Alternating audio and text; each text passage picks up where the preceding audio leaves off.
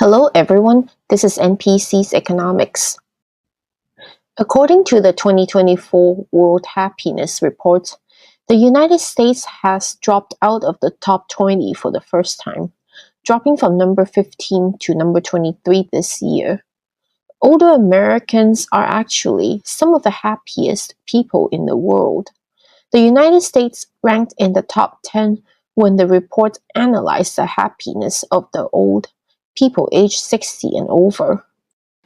On the other hand, young Americans aged under 30 are unhappy, ranked at number 62, below developing countries such as the Dominican Republic, Honduras, and Guatemala. Among the 38 OECD countries, only Colombia, Japan, and Turkey ranked lower. Young Americans are so unhappy that they are the ones dragging down the United States' overall ranking. There is one other country besides the United States where the young are vastly more unhappy than the old: Canada. Among those aged 60 and above, Canada came in at rank number 8. But among those aged below 30, Canada ranked at number 58. Why is it that only these two North American countries have such divergence, where the ranking for those under 30 are 50 or more places lower than for those aged 60 and older? Before I go on, some of you might ask, what does this have to do with economics? It turns out, happiness, the feeling of life satisfaction, have a lot to do with economics. I covered this in detail in a previous video, so please feel free to check that out if you haven't watched it already. According to this USA Today article, young Americans cited the economy, the cost of housing, student loan debt, political polarization, social media, climate change, and the war in Gaza as reasons for their unhappiness and disillusionment. Half of these reasons have very much to do with economics. In the United States, the last few GDP prints have been stellar. U3 unemployment rate is low, and legacy media has been painting the narrative that the consumer spendings remain elevated, and yet young Americans are unhappy with the economy. Beneath the rosy-looking picture, young Americans under 30, followed by those in their 30s, are reporting the fastest rise in transition into serious delinquency. Yes, the overall percentage is still far below pre-pandemic levels. That is partly due to people refinancing to those ultra-low mortgage rates.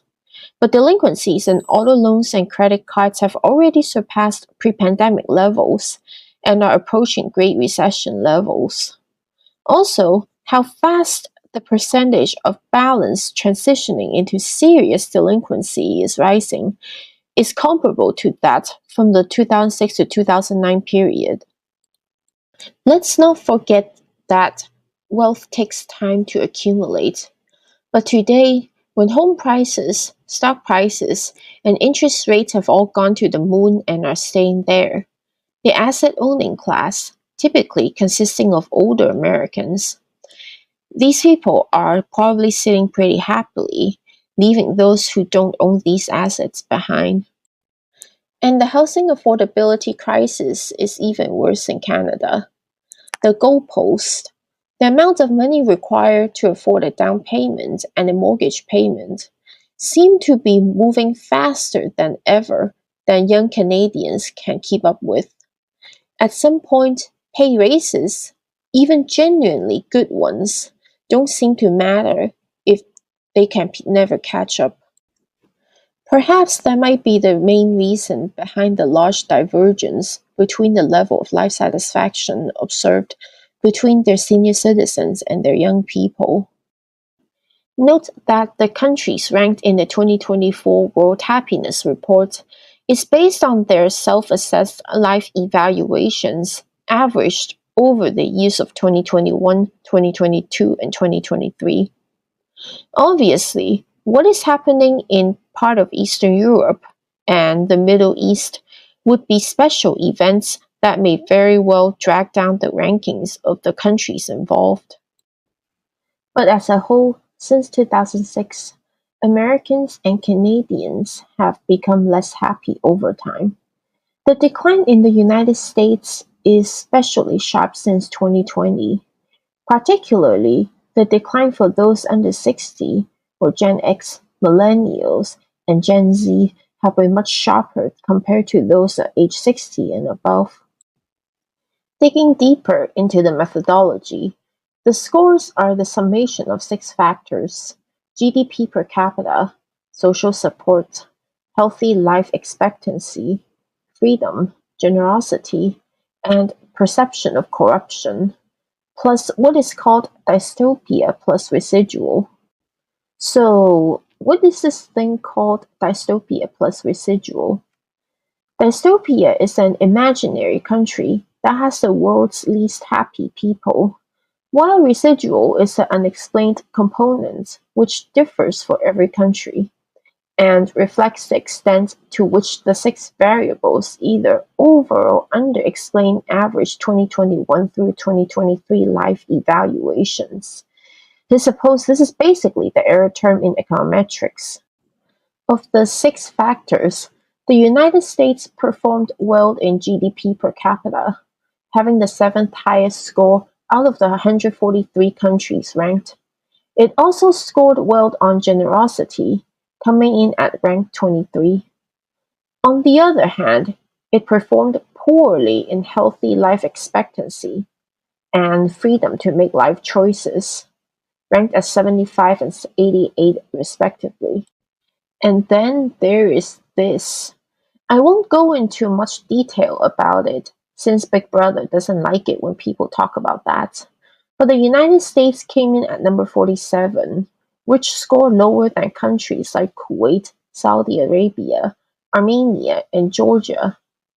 Well, let's just say that the United States has a very robust economy in advocacy and on K Street in Washington, D.C. The poor showing in freedom to make life choices is especially ironic, given that freedom is one of the United States' most cherished values. The United States scored below countries like China, number 52, Libya, number 86, and Uganda, number 87. It did score above Russia, however. Among the top 30 countries, only Lithuania ranked below the United States in this category. But when you think about it, in the United States, health care and health insurance are tied to employment. Higher education is unaffordable to many, and childcare is prohibitively expensive. Those who take time off, usually mothers, to care for their children face potential career ruins and a lifetime of lower earnings. This is called the motherhood penalty, which has been studied extensively in economic literature. The choice, or the lack thereof, to pursue higher education and not be burdened with student loans, and as well as child rearing, are dilemmas that just about every young American face today. Every step of major life milestones, being educated, becoming established in a career, becoming a homeowner, having children, all come with a steep price tag. Also, many young Americans are computer literate enough to look online and see that, in the past 50 years, productivity gains have gone to the asset class owners instead of workers. And given these factors, it is perhaps unsurprising why so many of them are feeling like giving up, which ultimately contribute to their very low ranking, both relatively to their older cohorts as well as their counterparts from peer countries. To be clear, I'm not here to critique the report's methodology, despite my criticism of using GDP per capita as a measure of well-being and standard of living, as I laid out in my previous video. But one thing is very clear. Based on self-assessments, Americans have become more unhappy, and young Americans are much more unhappy than their older cohorts. This may have long-term economic and demographic implications, as rising income inequality and cost of living breeds a sense of hopelessness, especially among the have-nots, which leads to apathy. Why should they care about long-term economic growth when they need to think about whether it makes sense to bring more unwilling people into this world who did not ask to be born and just to be future fathers for the economic engine? So, what do you think? If you like this video, please subscribe for more videos like this one and let me know your thoughts in the comments, and I'll see you next time. Bye!